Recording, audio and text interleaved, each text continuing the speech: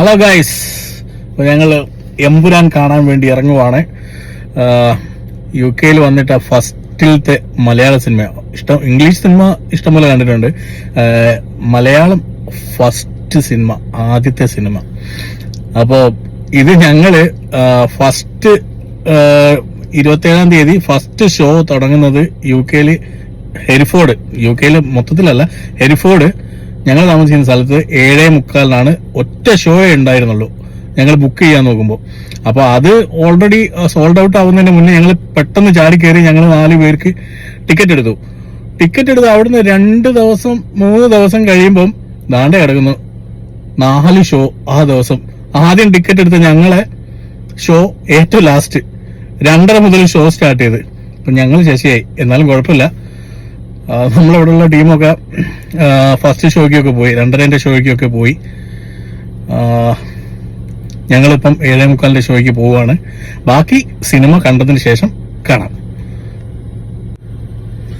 Review കാണാതെ സിനിമയ്ക്ക് പോവാണെന്ന് വിചാരിച്ചതാണ്.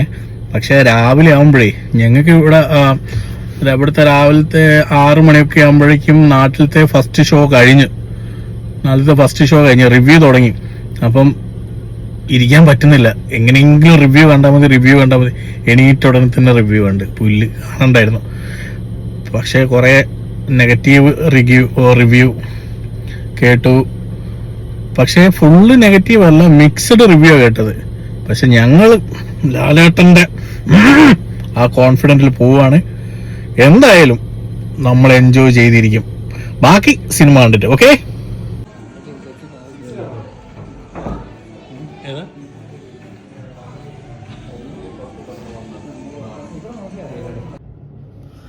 Guys, അപ്പോൾ ഇനി എൻ്റെ അഭിപ്രായമാണ്.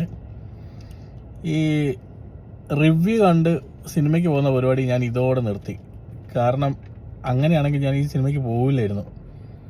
അതുപോലത്തെ റിവ്യൂ ആയിരുന്നു. പക്ഷെ പടം മസ്റ്റ് വാച്ചാണ്. ഇതുപോലെ നിങ്ങളൊരു സിനിമ കാണുകയാണെങ്കിൽ ഒരു അരമണിക്കൂർ 3/4 മണിക്കൂറൊന്നും ഇതൊരു മലയാള സിനിമയാണെന്നേ തോന്നുന്നില്ല. അതുപോലത്തെ മേക്കിംഗ് ആണ്, ഒരു രക്ഷയില്ലാത്ത മേക്കിംഗ് ആണ്. Prithviraj hats off. മേക്കിംഗ് കിടു, ഡയറക്ഷൻ കിടു, ക്യാമറ ഒന്നും പറയാനില്ല, ഒരു രക്ഷയില്ല. ഏതൊരു ഹോളിവുഡ് പടം കാണുന്ന ഫീലാണ്. പിന്നെ ലാലേട്ടൻ കുറച്ച് ലേറ്റ് ആയിട്ടാണ് വരുന്നത്. പക്ഷെ നമുക്ക് സിനിമയുടെ തുടക്കം മുതൽ ആ പ്രസൻസ് ഫീൽ ചെയ്യും. ലാലേട്ടന്റെ പ്രസൻസ് നമുക്ക് ഫീൽ ചെയ്യും. പിന്നെ നമ്മളെ കോക്കണ്ണം പറഞ്ഞ മാതിരി ആന്റണി പെരുമ്പാവൂരിനെ കാസ്റ്റ് ചെയ്തത് അത് വലിയൊരു തെറ്റ് പോലെ എനിക്ക് ഫീൽ ചെയ്യുന്നില്ല. കാരണം അതിന് മാത്രമൊന്നും പെർഫോമൻസ് ചെയ്യാനില്ല അവിടെ.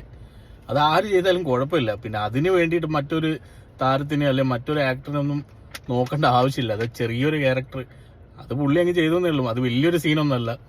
കോക്കണ്ണ ഡോണ്ട്. പിന്നെ ഞാൻ കോക്ക് പറഞ്ഞതിനോട് യോജിക്കുന്നുണ്ട്. അതായത് നമ്മളെ ഇന്ദ്രജിത്തിനെയും കൂട്ടി, സ്പോയിലർ ആവുമെന്നൊരു ഡൗട്ട്. ഓക്കെ, എന്നാലും കോക്കണ്ണം പറഞ്ഞല്ലേ, കുഴപ്പമില്ല. ഇന്ദ്രജിത്തിനെയും കൂട്ടി ലാലേട്ടനെ കാണാൻ പോകുന്നൊരു സീനുണ്ട്. ആ സീനിൽ ലാലേട്ടൻ അവിടെ ഇവിടെ ആയിട്ട് നടക്കുന്നൊരു സീനുണ്ട്. അതിന് മറ്റേ പ്രേതപാട്ട് വെക്കാനൊക്കെ പറയരുത്, നിഴലായി എന്നുള്ള പാട്ട് ബാക്ക്ഗ്രൗണ്ടിൽ വെക്കുകയാണെങ്കിൽ കിടുമായിരുന്നു. അത് ഒരു കോമഡി ആയിട്ട് ഫീൽ ചെയ്തു. പക്ഷേ അങ്ങനെ എന്തിനാ ചെയ്തതെന്ന് ഇപ്പോഴും മനസ്സിലാവുന്നില്ല. ചിലപ്പം അത് ഇന്ദ്രജിത്തിന് മനസ്സിൽ തോന്നുന്ന ഒരു സാധനം കാണിക്കാൻ ഉദ്ദേശിച്ചതാണോ എന്ന് വേണമെങ്കിൽ വിചാരിക്കാം. പക്ഷെ പടം മസ്റ്റ് വാച്ചാണ്. ഈ റിവ്യൂ കണ്ടിട്ടൊന്നും ആരും ഇത് കാണാതിരിക്കേണ്ട. വേറെ ലെവൽ പടം കണ്ടില്ലെങ്കിൽ മിസ്സാവും. ഇതുപോലത്തെ ഒരു മലയാളം പടം ഇതുവരെ വന്നിട്ടില്ല. ഇനി വരുവാണെങ്കിൽ ഇതിന്റെ 3ാം ഭാഗമായിരിക്കും. അല്ലാതെ വേറെ ഒന്നും ഇങ്ങനെ വരുമെന്ന് എനിക്ക് തോന്നുന്നില്ല. അതുപോലത്തെ പെർഫോമൻസാണ്. എന്തായാലും കാണണം. Okay, thank you. അഭിപ്രായം പറ. സൂപ്പർ പടമായിരുന്നു. ഇതാണോ അവരൊക്കെ പറഞ്ഞ കൊള്ളതല്ലെന്ന് പറഞ്ഞ്? അടിപൊളി പടമല്ലേ, എല്ലാരും വന്ന് കാണണ്ടേ എമ്പുരാൻ.